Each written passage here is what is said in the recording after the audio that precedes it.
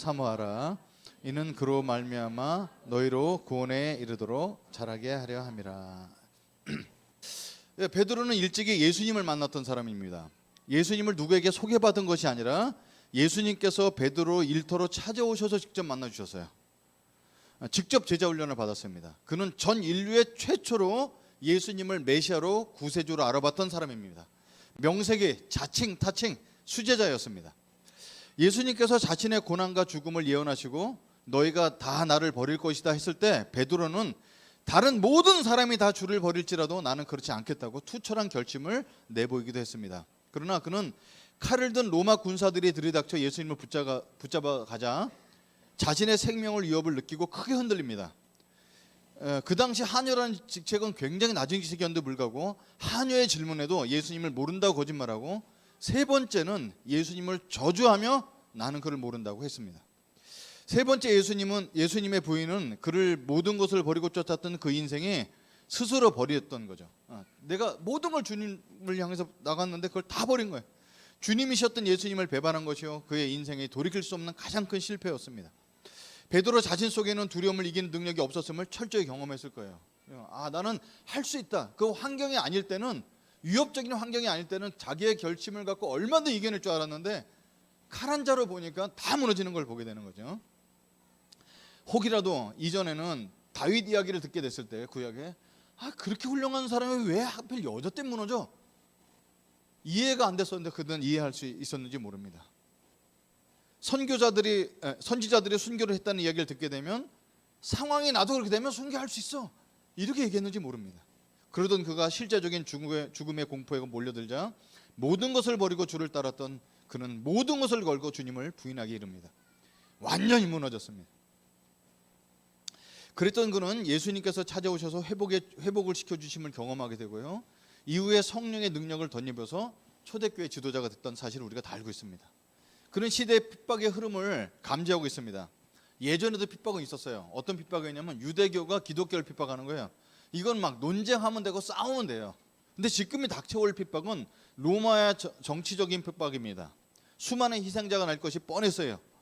로마 군인들의 칼과 창은 사도 베드로의 트라우마예요. 그걸 보면 예전에 자기가 부인했던 두려움 이게 다 떠오릅니다. 생명의 위협을 느꼈었습니다. 그는 로마 군인들이 들이닥칠 때 믿음이 연약한 사람들을 생각하면서 믿음이 위축되고 두려움을 상상할 수 있는 사람이었어요. 자기가 경험해봤으니까. 그 두려움을 당할 수밖에 없는 성도들의 삶을 생각하니까 아찔하죠. 랜선 아빠 정도의 그런 정도의 궁이람 정도가 아니라 그렇지 않아도 힘겹게 살고 있는 이 성도들에게 유언 같은 글을 쓴 것이 베드로 전서입니다. 희대에 없었던 핍박과 고난으로 생명을 위협받을 그들에게 사도 베드로는 어떤 말로 그들을 준비시켰을까요? 베드로전서 1장 2장을 읽어보면은 5가지 포인트로 이렇게 하라 나오는데 오늘은 그중에 3가지만 나눠보도록 하겠습니다. 3가지만 기억해도 너무 많이 기억하는 거죠. 나눠보겠습니다. 이런 배경 속에 베드로는 가장 첫 번째 뭘 우리에게 권면하고 있냐면 하나님 나라를 바라보는 산소망을 가지라 이렇게 얘기합니다. 살아있는 소망. 3절서부터 5절까지 제가 봉독하겠습니다.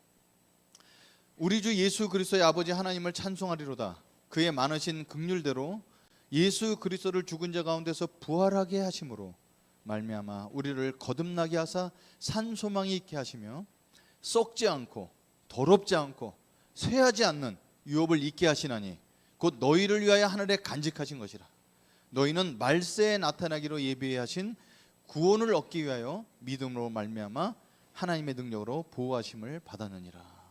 이게 아직은 이 사람들이 이 핍박이 확실히 들어오진 않았지만 이 말씀으로 예방을 하고 있는 거죠. 우리는 하늘에 간직한 유선과 유업이 있는 하나님의 자녀들이다. 그리고 우리 힘으로는 보호가 안 되는데 우리의 결심으로 보호가 안 되는데 하나님의 능력으로 보호받는 사람이라는 믿음을 심어주는 것이 3절서부터 5절까지입니다. 여기 이제 거듭난이라는 표현을 나오는데요. 성경 곳곳에 거듭난이라는 표현이 나옵니다. 그 거듭남을 영어로 뭐라고 그럴까요? born again. 그죠? 진짜 미국 크리스찬들을 만나면 I'm a Christian 그러면 반드시 물어봐요. Are you born again 크리스찬이냐고 물어봅니다. 다시 태어난다 이렇게 나오는 것이 거듭남입니다. 근데 이거는 환생이나 윤생과는 굉장히 다릅니다. 새 인생 새 삶으로 다시 태어나는 걸 표현하는데 오늘에 있는 본문도 그렇고 요한복음 3장에 니고데모가 왔을 때 본 어게인이란 거듭나야 된다는 표현을 영어로 본 어게인이라고 번역하는 것보다 다시 태어남이라고 번역하는 것보다 하늘로부터 태어난다 번역하는 것이 훨씬 더 맞습니다. 너가 하늘로부터 거듭나야 된다는 것을 이해를 못하느냐? 하늘로부터 태어난다. 이게 거듭난다는 겁니다. 우리는 이 땅의 삶을 어머니 몸을 통해서 태어남으로 시작하게 되었습니다. 그러나 예수님을 만남으로 하늘의 소망, 하늘로부터 태어난 사람들이라는 거예요. 그래서 우리가 진짜 바라보고 살아야 될 건 하늘나라의 삶을 이 땅에 사는 거다는 거예요.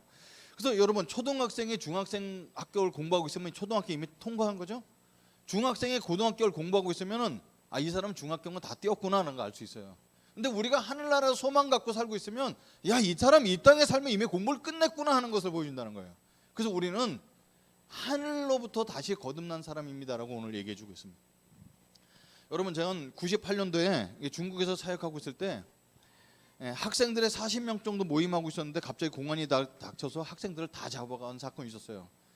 저는 불행 중 다행으로 그 자리에 없어갖고 잡혀가진 않았었는데 아시다시피 중국에서는 종교 모임은 불법입니다.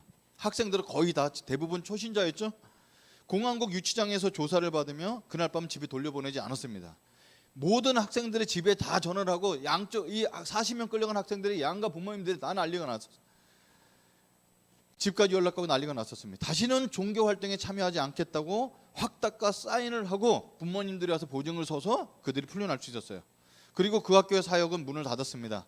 안전을 위해 저는 한 5개월 정도 완전히 연락을 끊고 있었는데 5개월 후에 한 학생으로부터 연락이 왔습니다. 그 외부에서 몰래 만났습니다. 어떻게 지내는지 궁금했고 그들을 보호하지 못한 사람으로서 너무 미안하고 부끄러웠습니다. 풀리는 학생들 중 몇 명이 모여서 저희 도움 없이 모임을 하고 있었는데 저보고 그날 밤에서 말씀을 전해달라서 갔었는데 6명이 모여 있었어요. 저는 그들에게 말씀을 전해서 물었어요. 왜냐하면 저는 이미 어른이고 이 친구들은 대학생인들인데 이 친구들이 당해야 될 대가를 알지 못한 채 그냥 꼬셔서 모임만 하는 것이 아닌가 싶어서 중국의 법을 아냐 물어봤어요. 뭐라 물어봤냐? 혹시 너희들 다시 잡히면 퇴학당하고 졸업장 못 받는 거 아냐 하고 물어봤어요. 혹시 모를까봐. 근데 이 친구들 아주 단순하게 찔다 알아 이렇게 대답하는 거였어요. 그래서 따고 오만 주자의 쩌리 부다오시 이바이니엔더 딴신 셔뭐야. 내가 아직도 그런 생각 기억하는데 이 땅에 살아봤자 100년도 못 사는데 무슨 걱정을 하냐 이렇게 얘기를 하는 거야. 이 초신자들이 오히려 저를 위로했습니다. 중국은 무남 동료의 외당딸, 무녀동남의 외동아들입니다. 그들이 우리가 했던 전도했던 대학교는 우리나라 얘기하면 서울대학교, 연세대학교 이런 대학들이었죠. 그들이 대학을 다닐 때 부모님, 조부모님들이 온갖 기대에 책임이 있었어요. 근데 예수를 위해 그것을 버리려면 버릴 수 있다는 믿음이 그들 안에 있었다는 걸 보고 발견하게 되었습니다. 이렇게 베드로는 얘기합니다. 여러분 지금 잠시 동안 여러 가지 시련 속에 어쩔 수 없이 슬픔을 당하게 되었다 하더라도 기뻐하십시오. 이분의 눈에는 이 땅의 삶이 잠시 잠깐이라는 거예요. 잠시 동안 천국 소망을 품으면 이 땅의 삶은 잠심을 마음에 새기고 살게 됩니다. 이 땅의 모든 물질은 부패하고 썩습니다. 우리가 이 땅에서 가장 생각하는 중요한 관계는 무슨 관계일까요? 부부관계. 그 다음에 부모 자식 관계. 근데 이 갖고 있는 모든 우리가 보물처럼 느끼는 관계도 하나님 나라의 긴 시간에 비하면 아주 짧은 유한적이고 일시적인 것이라는 걸 깨닫는 거죠. 이 땅에 부른 모든 유한적인 것을 무한하신 하나님 천국과 바꾸지 않겠다는 고백이 여기 들어 있습니다. 여러분 우리는 세월호 참사를 경험한 세대죠. 여러분 그 몇 년 전에 우리 세월호 참사를 볼 때 우리 뉴스를 듣고서 304명이 죽었대 이렇게 듣지 않았어요. 이게 이 매스컴이 너무 발달하니까 이 배가 뒤집어진 것을 며칠 동안 우리 봤어요. 매일같이 봤어요. 뉴스뿐만 아니라 모든 시간에 실시간으로 봤어요. 아이들이 죽은 시체가 그 바위에서 나오는 것도 봤어요. 부모님들이 절규하는 것도 봤어요. 그리고 그 아이들이 죽기 전에 영상을 찍으면서 구조해 주세요라는 영상까지 봤어요. 여러분 이 세월호 사건은 전 국민의 트라우마였습니다. 꽃다운 나이에 삶을 피워보지도 못하는 그 아이들이 얼마나 억울했겠는가 하는 거예요. 여러분 그걸 보면서 어떤 생각 드셨어요? 그 속에는 크리스찬도 있고 난 크리스찬도 있는데 하나님 저렇게 죽어가는 걸 볼 때 정말 천국은 있어야 됩니다. 하나님 정말 부활은 있어야 됩니다. 하나님 저 아이들을 위해서라도 이런 울부짖음이 있었습니다. 우리에게 믿음을 통해 생명을 전달하기 위해 이 땅에 와서 순교하신 양화제인 모친 선교사님들의 삶을 봐도 그죠. 내 생명에 100개가 있더라도 이 조선을 위해서 바치겠다는 삶. 그 자녀들도 와서 그 땅에 묻혔던 선교사의 삶을 보면은 반드시 부활이 있어야 된다 생각합니다. 천국도 있어야 되고.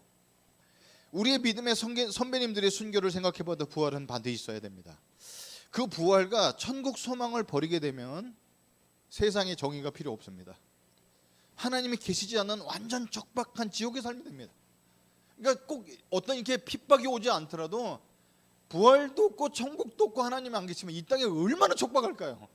그래서 오늘 베드로는 이 어려움을 당할 성도들에게 하나님의 정의, 천국이 살아있으면 우리에게 거기에 소망을 두라고 얘기합니다.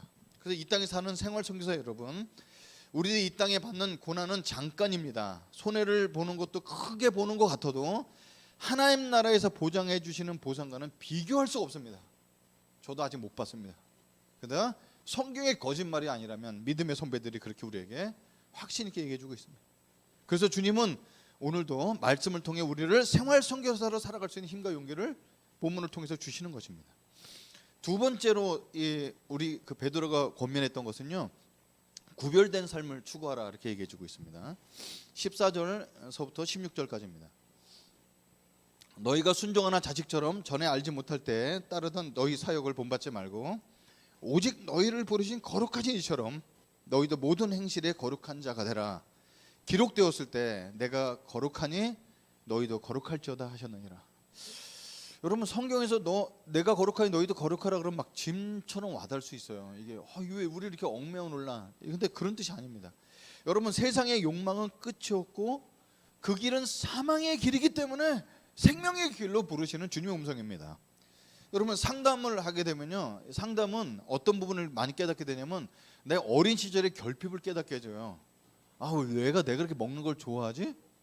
그 어린 시절을 정말 먹고 싶어요. 그 떡볶이 골목에서 제가 태어났는데 10원 주면 2알 주는 떡볶이를 먹고 싶어서 계속 쳐다봤던 거. 그 뻥튀기를 뻥 튀기면 쪼가리 옆에 떨어진 그거 시커먼 손으로 주워 먹던 기억이 아직도 나요. 그러니까 먹는 게 굉장히 한이 맺혔던 사람이죠. 그런 사람도 있고 어떤 사람은 다른 게 결핍일 수가 있는데 그 결핍을 막 채워나가는 과정 속에 여러 가지 부작용이 나오죠. 그래서 우리 상담해보면 결핍을 채워주려고 노력하는데 모든 상담사가 하는 얘기가 있어요. 이 결핍은 영원히 채워지지 않는다는 거예요. 영원히 채워지지 않아요. 우리 결핍은. 우리의 욕망은 영원히 채워지지 않습니다. 근데 그것을 채우려고 계속해서 살아가는 우리는 얼마나 밑빠진 독에 물붓는 삶을 사는 걸까요? 그래서 우리에게 세상의 가치관을 버리고 하늘 가치관으로 거룩하게 살려고 얘기하는 것은 짐이 아니라 우리를 살리기 위한 하나님의 살아계신 사랑의 음성입니다. 제가 한 형제를 알고 있는데 오래전에 알았던 친구입니다. 이 분명히 예수님을 만났고요, 열정도 있는 형제예요. 저 정도 실력과 열정과 믿음이 있으면 하나님 나라를 위해서 크게 쓰임 뵙겠다는 확신을 다 가질 수 있어요. 그 형제 삶을 보면. 근데 이상하게 성장이 안 됩니다. 똑같은 문제 계속 넘어집니다. 머리를 삭발하고 와서 또 도전하는데 거기 또 넘어져서 오늘 안 보여요. 신기하다. 여러분 처음 몇 번의 실패는 우리의 약한 부분이고 약점입니다. 그렇게 불러요. 저 약한 점이야. 근데 스스로 힘으로 벗어날 수도 없이 계속해서 반복적으로 넘어지는 약점은 이거를 세상 용어로 중독이라고 부릅니다. 21세기는 우리의 생명을 위험할 정도의 영적 도전은 없어요. 근데 결코 우리를 성장하지 못하고 성숙하지 못하게 하는 중독을 우리 삶 속에 굉장히 침투해 왔다는 사실입니다. 스마트폰을 손에서 놓지 못하게 합니다. 음란물이 너무너무 많아요. 드라마, 광고도 영화도 계속 음란한 생활을 부추깁니다. 여러분 얼마 전에 우리나라를 휩쓸었던 부부의 세계라는 드라마 혹시 보셨어요? 혹시 청년들 중에 본 사람, 부부의 세계? 청년들 중에서 본 사람 있군요. 그렇습니다. 이게 부부가 그거 보면 결혼 소망이 안 생기는 게 웬만하면 안 보시는 게 좋은데, 그 부부의 세계에 멀쩡하게 생긴 사람이 바람을 핍니다. 근데 아내가 찾아가서 도전하니까 뭐라고 그러냐면 사랑하는 것도 죄야? 이렇게 얘기해요. 이거 정신 나간 놈 아니에요? 더 먹게 만들어요. 백씨라는 사람이 나타나갖고 텔레비전에 나타났다면 얼마나 먹게 많은지 모릅니다. 막 그냥 너무너무 맛있게 드셔갖고 그러고 나선 또 다 날씬하게 빼라고 만들. 이게 사람을 죽이는 거예요. 더 사야 풍족한 것처럼 더 빨리 소유해야 하는 앞서가는 사람처럼 인식하게 만드는데, 이런 문화에 계속 휩쓸려 살게 되면 문명의 이 길을 활용하는 것이 아니라 문명에 이용당하는 사람이 될까 얘기합니다. 사람마다 깊고 얕은 중독의 문제는 있어요. 같은 문제로 계속해서 반복해서 넘어질 때마다 다른 사람 표시는 안 하도요, 우리 자신이 알잖아요. 사람들이 와서 이순재 목사님이 거룩하시고 너무 좋아요. 내가 알잖아요, 내가. 그죠? 우리는 다 우리 자신 알아요. 그러니까 성장점이 끊기고 벽에 자꾸 부딪히고 영적 갓난아이 수준에 계속해서 머물게 되는 거예요. 직책과 전혀 상관없이 성령께서 슬퍼하십니다. 이런 상태로 결코 우리는 변화될 수 없습니다. 그래서 우리의 중독, 우리의 넘어짐이 무엇이든 거기서 일어나야 되는데 그냥 안 일어나져요. 제가 이걸 경험해봤는데 마음을 찢어야지 일어날 수 있어요. 마음을 찢어야 그 찢어진 사이로 성령의 빛이 들어올 수가 있습니다. 그냥 이 정도 와서 그냥 예배드리고 은혜 받았습니다는 절대 변화되지 않는다는 사실입니다. 하나님의 불가능을 우리에게 막 요구하시는 분이 아니죠. 거룩을 요구하실 분이 아닙니다. 음란물 중독을 이긴 청년을 만나봤고요, 넘치는 과욕의 소비를 끊고 검소한 삶으로 돌이킨 자매의 삶도 만나봤습니다. 사도 베드로의 권면의 핵심은 이런 중독이나 이렇게 갖고 있는 거룩하지 못한 삶은 너의 삶의 패턴이야 라고 얘기하는 것이 아니라, 습관의 문제나 구별된 삶의 실패라는 문제가 아니라 영적인 문제인 것을 우리에게 얘기해 주고 있습니다. 고난이 닥쳐오는데 왜 거룩한 삶을 요구하실까요? 이게 무슨 고난과 거룩한 삶과 무슨 상관이 있어요? 거룩의 승리 없이는 고난을 이겨낼 수 없기 때문에 얘기해요. 자, 사도 베드로는요, 일상에서 이 실패를 했던 것을 보여줍니다. 예수님께서 고난을 받고 죽으실 것을 말씀하시자 베드로가 예수님을 꾸짖습니다. 그러지 말라고. 거룩하지 못한 야망으로 야망이 예수님께 대들게 했고요. 제자들이 누가 더 큰 거 싸울 때 12제자 중 어른으로 나가서 야, 그렇게 지금 그런 거 싸울 때가 아니야, 이렇게 얘기한 것이 아니라, 그들을 혼내는 것이 아니라, 기회가 있을 때 모든 사람은 다 주를 배반할지언정 나는 죽음까지 따라갈 것입니다 하고 그 자리를 탐내려는 야망을 드러냈습니다. 그는 실패했어요. 그의 실패는 예수님이 십자가에 달리기 전날 밤의 실패가 아니라 예수님을 믿고 따르기 전 기간에 거룩하지 못한 야망의 실패였던 것입니다. 그 뼈아픈 실패의 장본인이 오늘을 살고 있는 우리에게, 여러분, 고난이 와서가 아니라 지금 일상을 구별되게 사십시오. 그래야 고난 가운데도 승리할 수 있습니다라고 권면하고 있는 겁니다. 세 번째입니다. 세 번째 우리에게 또 무슨 권면하고 있을까요? 오늘 본문에 구원에 이르도록 자라가라고 말씀하고 있습니다. 갓난아기들 같이 순전하고 신령한 젖을 사모하라. 이는 그로 말미암아 너희로 구원에 이르도록 자라게 하려 함이라. 여러분, 제가 예수님을 만나고 소그룹 리더도 했습니다. 찬양 인도자도 했습니다. 이 박자치가 찬양 인도자 한 건 너무 기적인데, 찬양 인도자도 하고요, 학생 대표를 거쳐 간사가 되었습니다. 예수님을 만나는 시간이 더 지날수록 제 속에 갈증이 있었는데, 제가 어떤 갈증이냐면 변화와 성숙에 대한 갈증이 있었어요. 많은 부분이 변했던 건 사실입니다. 술과 담배를 끊었고, 만나는 사람들이 바뀌었고, 시간을 보내는 장소도 변했습니다. 많은 시간을 그리스도인들과 기독 동아리에서 교회에서 시간을 보냈습니다. 그러나 저는 제 자신을 너무 잘 아는 사람으로서 깊은 내면이 변화되지 않음을 느끼고 있었어요. 여전히 자기중립적이었고, 결정적인 순간에 하나님이 계시지 않는 것처럼 행동하는 내가 너무너무 싫었습니다. 설교할 때나 찬양 인도할 때나 성경 공부 인도할 때나 너무 감동적인데, 결정적인 순간에 하나님이 계시지 않는 것처럼 하는 내 자신에 대한 갈망이 있었다는 거예요. 이 갈증은 선교사가 된 이후에도 있었습니다. 결국 신학교를 가게 되는데, 그 신학교를 선택한 이유가 있어요. 홈페이지에 들어갔는데 그 타이틀이 뭐였냐면, 그 신학교에 갖고 있는 신학교의 그 철학이 뭐였냐면 Build Life Changed Leaders, 삶이 변화된 리더들을 생산하는 것이 그 신학교의 목표였기 때문에 그 신학교에 지원했습니다. 그런데 깨닫게 됩니다. 예수님을 믿은 시간이 길어질수록, 신앙생활의 시간이 길어질수록 변화되는 것이 아니라는 걸 알게 되었고요, 신학교에 간다고 저절로 변화와 성숙되는 것이 아님을 알게 되었습니다.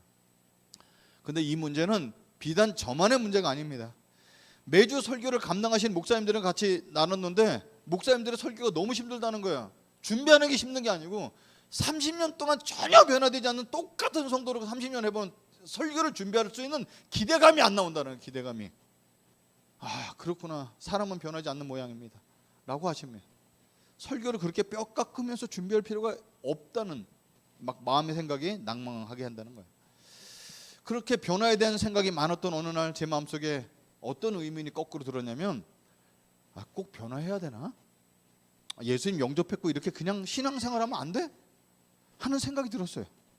죽어서 천국 가기 전까지 어차피 안 되는 거 괜히 이렇게 갈등하며 살 필요 없지 않나라는 생각이 들었습니다. 우리는 꼭 그렇게 계속적인 변화를 해야 할까요? 너무 지나친 변화에 대한 갈망과 기대는 과욕이 아닐까요? 절대 과욕이 아닙니다. 왜냐하면 구원은 순간이 아니라 과정이기 때문에 그래요. 과정이기 때문에. 이거 제가 여러 번 말씀드렸죠. 구원은 순간이 아니라, 순간의 결정이 아니라 과정이다, 이렇게 얘기합니다. 여러분, 이걸 한번 생각해 보면, 오늘 사도 베드로가 우리에게 준 메시지니까, 사도 베드로는 언제 구원을 받았을까요? 예수님이 그의 일터가 있던 배에 오르셨을 때 구원을 받았을까요? 아니면 내가 주님을 따르겠습니다 했을 때 그때 구원을 받았을까요?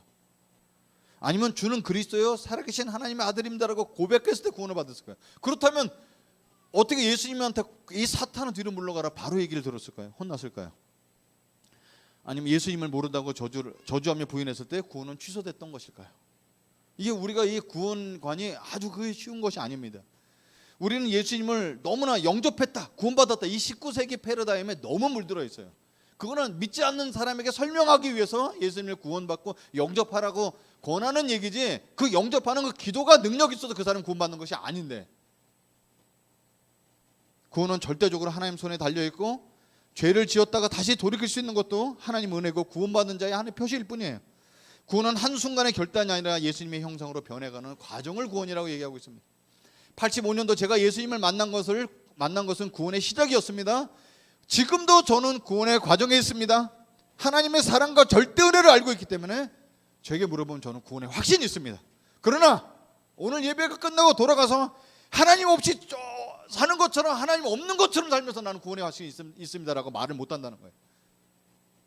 베드로는 분명히 말합니다. 갓난아이가 젖을 사모하는 것처럼 신령한 젖을 사모하십시오. 갓난아기에 있어 어머니의 젖은 간식이나 별식이 아니라 생명줄이었습니다. 생명줄을 받는 것처럼 신령한 젖을 사모하십시오 라고 오늘 보면 얘기합니다. 근데 여러분, 여기서 신령한 젖은, 그동안 우리는 신령한 젖 하나님 말씀 이렇게 생각했어요. 틀린 것은 아닌데, 베드로가 서신을 쓸 당시 지금처럼 완성된 성경이 없었다는 사실 아세요? 베드로 자신도 자신이 쓴 편지가 성경으로 묶어질지 상상하지 못했을 것입니다.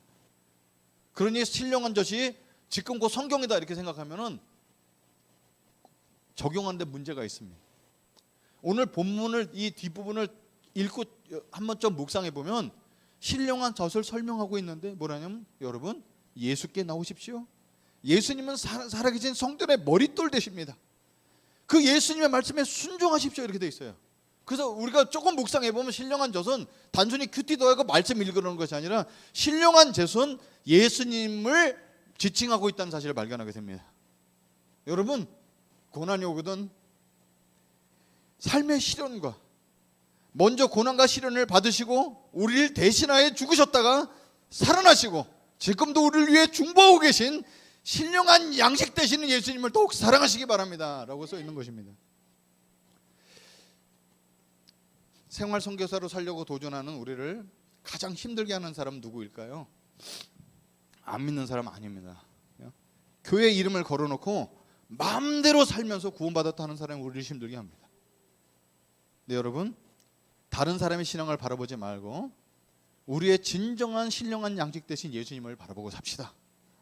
그분이 옳다고 하면 옳은 것이고 그분이 아니라고 하면 아닌 것입니다.